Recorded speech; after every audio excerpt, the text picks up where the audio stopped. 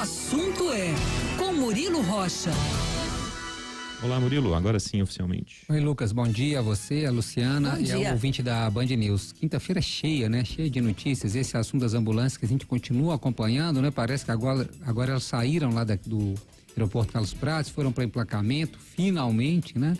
Depois aqui da Band fazer a denúncia, né? Fazer as reportagens, a Assembleia entrando na história também, acionando o Ministério Público, enfim. Agora vamos acompanhar, né? Se depois do emplacamento, para onde que elas vão, né? Se vão para o destino delas, tem que ser, né, para o atendimento da população. Esse é um assunto, então, que a gente continua em cima. Agora, Lucas, Luciano e ouvinte, eu queria falar um pouco sobre o cenário aqui da eleição para a Prefeitura de Belo Horizonte, que temos novidade, né? Mais um pré-candidato aí, praticamente anunciado, né? É o vereador e presidente da Câmara Municipal, Gabriel Azevedo, que comunicou ontem aí nos seus posts, nas suas redes, né, sociais, a sua filiação ao MDB. Gabriel Azevedo indo para o MDB já era um movimento que estava acontecendo nos bastidores e ontem foi oficializado, né? É engraçado porque assim, o Gabriel sem partido era uma carta fora do baralho, né? Ele estava envolvido também com aquela questão de uma CPI, né? Pedindo a cassação do mandato dele, aquele processo de cassação, na verdade, aberto na Câmara pedindo que ele perdesse o mandato, mas agora esse processo, segundo processo, foi arquivado perdeu os prazos, né? O tempo se exauriu aí sem conseguir provar qualquer coisa aí contra ele, acabou na segunda-feira. E agora ele se filiando a um partido, na prática, Gabriel Azevedo, presidente da Câmara, está de volta ao jogo e interfere sim, né? No cenário político, porque a eleição de Belo Horizonte até o momento, eu estava até conversando semana passada aí com o cientista político Felipe Nunes, né? Dono do Instituto Quest, ele falava que a eleição de BH é a mais indefinida entre as capitais brasileiras, né? Assim, é o cenário mais difícil se você prever, até segundo turno.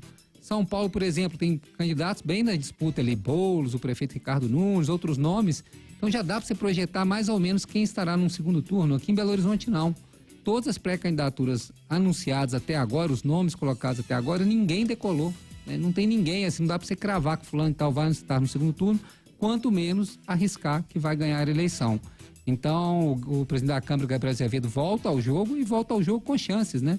As mesmas que os demais candidatos. Ele, nas pesquisas de intenção de voto, tem ali apenas 2%, 3% das intenções de voto, mas isso, nesse momento, quer dizer muito pouco, né?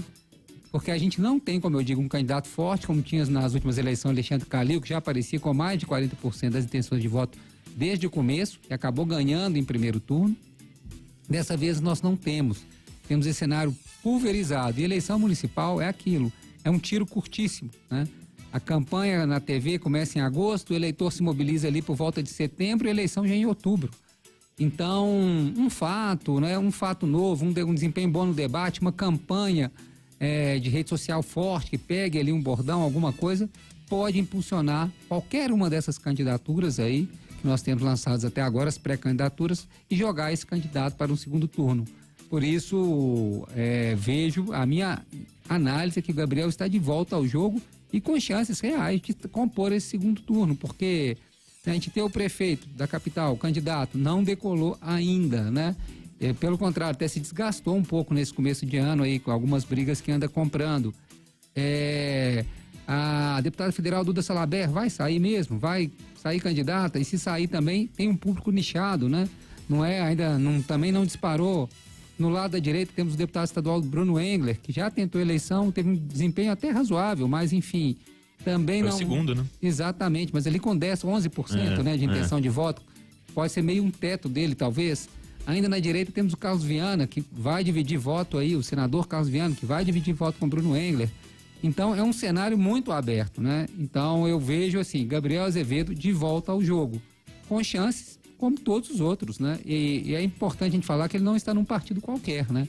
Está no MDB, que é um partido grande, um partido tradicional e que com certeza vai trazer alianças para essa... Não vai sair numa chapa puro sangue, né? Com certeza o MDB vai trazer gente para essa aliança.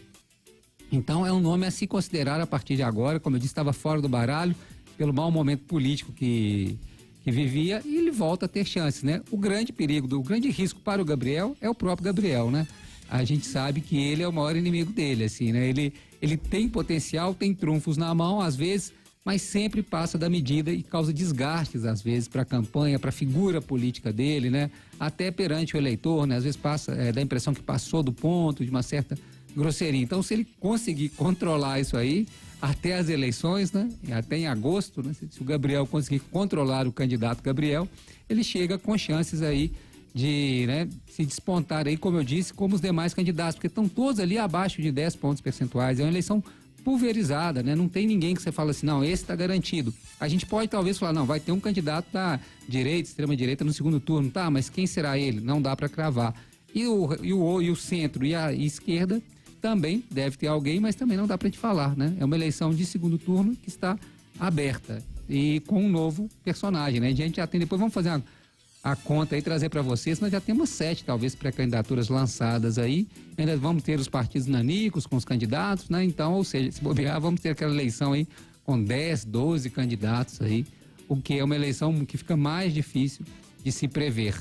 Só para encerrar, um último comentário, o governador Romeu Zema, ontem em Brasília, reuniu com o presidente Lula, com o ministro Fernando Haddad.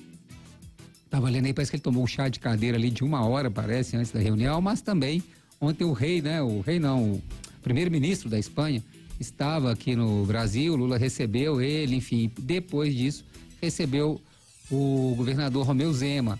Pauta do encontro, dívida de Minas. O governador gravou um vídeo logo após o encontro, um vídeo num tom super amistoso, né? Zeminha, paz e amor, falando que o presidente Lula é um democrata, assim como ele, que eles são democratas iguais, e que ele saiu dali com o ministro Fernando Haddad, ministro da Fazenda Fernando Haddad, vai apresentar uma proposta para Minas Gerais, né? Uma proposta que provavelmente vai valer também para os demais estados, logicamente não pode ser algo exclusivo para Minas, né? Mas vai apresentar isso que foi o resumo, né? Saiu da reunião com a promessa do Haddad, o Haddad se comprometeu a apresentar um plano para esse pagamento da dívida de Minas, e o Zema se mostrou nesse vídeo que ele gravou otimista, disse que foi uma reunião muito boa, que houve progresso, que eles trabalharam juntos e que ele espera agora sim essa proposta do Haddad com como vai ser esse pagamento, né, da dívida de Minas Gerais, se vai incluir a federalização de algumas estatais, como é previsto, né, naquela ideia inicial do senador Rodrigo Pacheco, enfim. Agora o governo federal vai ajuntar aí, né, arredondar essas propostas e apresentar ao governo de Minas.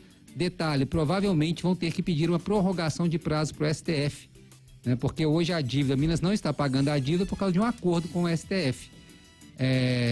Sim, então vai ter que pedir um prolongamento, porque dificilmente a Fazenda vai apresentar esse projeto na próxima semana ou nas próximas semanas. Deve levar aí 1 a 2 meses mais, talvez, para apresentar essa proposta de forma acabada. Então, hoje a União e o Estado de Minas Gerais têm um entendimento que eles vão pedir uma prorrogação do prazo para o pagamento dessa dívida, para continuar sem pagar até poder acertar aí como será feito esse pagamento. Mas chamou a atenção esse tom amistoso aí, que o Zema saiu da reunião e até falando aí em contra, e chamou a atenção também essa fala, falando que ele é tão democrata quanto que o Lula é tão democrata como ele, né? Não foi essas palavras certas que ele usou, mas a mensagem foi essa, que são dois democratas que pensam igual a respeito da democracia. É isso. Lucas, Luciana.